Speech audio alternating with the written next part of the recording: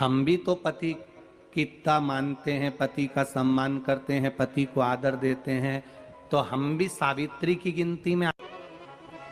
Sure से message आया कि गुरुजी वो ऐसा ऐसा पूछा गया है, आप बताओ क्या कहना है। हमने कहा कह दो, जब बट सावित्री आती है तभी तुम पति को प्रणाम करती हो, जब दिवाली आती है तब पति को प्रणाम करती हो, जब करवा चौथ आती है तभी चलनी में मुंह देखती हो, बाकी के समय तो तुम जूड़ा बांध के ऐसी बोलती हो कि पति थर थर कांपता है। 16 श्रृंगार में नारी के हाथ की चूड़ी का कलर अलग हो सकता है, चूड़ी की डिजाइन अलग हो सकती है, चूड़ी अलग हो सकती है, चूड़ी महंगी सस्ती हो सकती है, मंगलसूत्र की कीमत ऊंची नीची हो सकती है, पांव की बिछुड़ी की कीमत ऊंची नीची हो सकती है, कान के कुंडल की कीमत ऊंची नीची हो सकती है। तुम्हारे शरीर पर जितने जितने 16 श्रृंगार हैं उसकी कीमत ऊंची नीची हो सकती है। केवल मंगलसूत्र की डिजाइन बदल सकती है, नाक की लौंग की डिजाइन बदल सकती है, कान के बुंदे की डिजाइन बदल सकती है, हाथ की चूड़ी की डिजाइन बदल सकती है, पांव की पायल की डिजाइन बदल सकती है।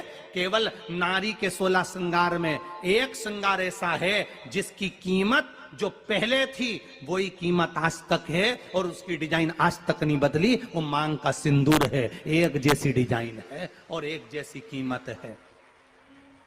सारे श्रृंगार की कीमत अलग, पर मांग में जो सिंदूर डाला जाता है वो एक कीमत का होता है, एक डिजाइन का होता है और एक जैसा होता है, और वो सबसे भारी होता है। सावित्री यमराज से कह रही है मेरे पति को छोड़ दो। यमराज कह रहा है सावित्री तेरा पति मर चुका है, मांग के सिंदूर को पोंछ दे। सावित्री कहती है पूरा श्रृंगार उतार दूंगी पर मांग का सिंदूर नहीं पूछने दूंगी। तब यमराज ने कहा जब तक तू मेरे मांग का अपनी मांग का सिंदूर नहीं उतारती तब तक तू मेरे पास नहीं आ सकती।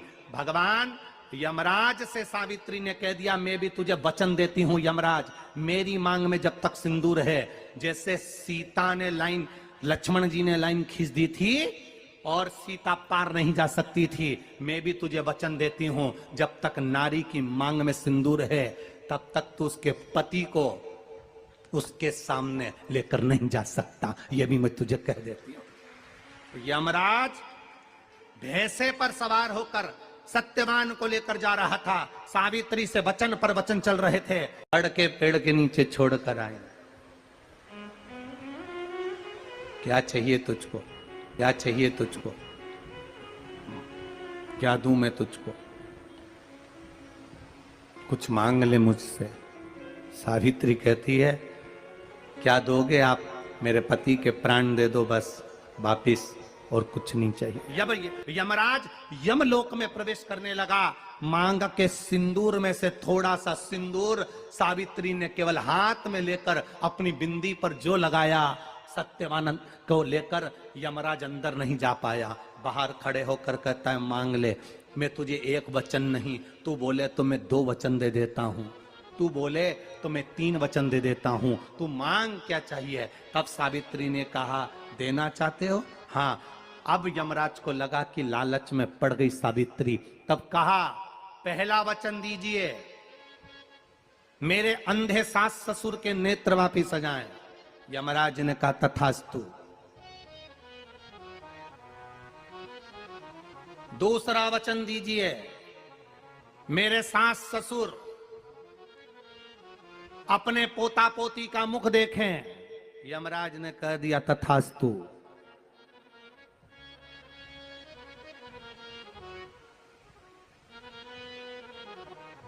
जाओ। यमराज जाने लगे, फिर आग जलने लगी। कहने लगे अब मैं अंदर क्यों नहीं जा पा रहा हूं। सावित्री कहती है तुमने वर दिया है मेरे सास ससुर पोता पोती का मुख देखें, उनके बेटे को तुम ले जाओगे तो पोता पोती कहां से होगा, छोड़कर जाओ। सावित्री है, पति को वापिस लेकर आ गए। कर्जा मुक्ति के लिए सारे वृक्षों में अगर कोई श्रेष्ठ वृक्ष माना गया है तो वो बट का वृक्ष माना गया महाराज। इसलिए प्रशासनिक कार्य के लिए, मानसिक टेंशन में, परेशानियों में, बटकेश्वर महादेव का स्मरण किया जाए।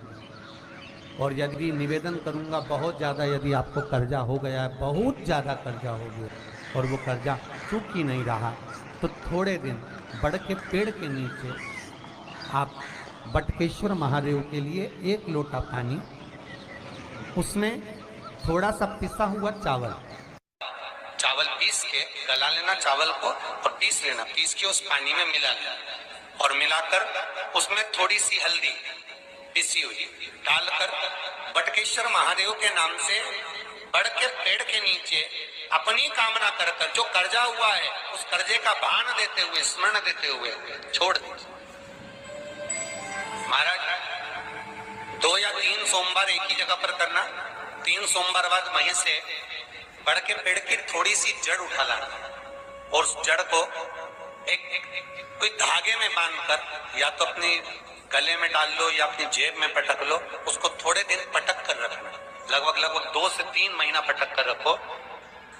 वो जड़ जैसे बड़ का पेड़ विस्तार होता है, पानी गिरे ना गिरे, जल वृष्टि हो ना हो, गर्मी पड़े ना पड़े, उसको कोई फर्क नहीं पड़ता, बड़ का वृक्ष आप रूप फैलता जाता, उसकी जड़ें अपने आप प्रबल होती है। उसी तरह ये बटकेश्वर महादेव कहीं से भी अगर जड़ आपके पास में रखी है 1 महीना, 2 महीना, 3 महीना तक, तो ये जड़ अपने आप लक्ष्मी को पकड़कर खींच कर लाती है और कर्जे से मुक्त कर देती है। बटकेश्वर महादेव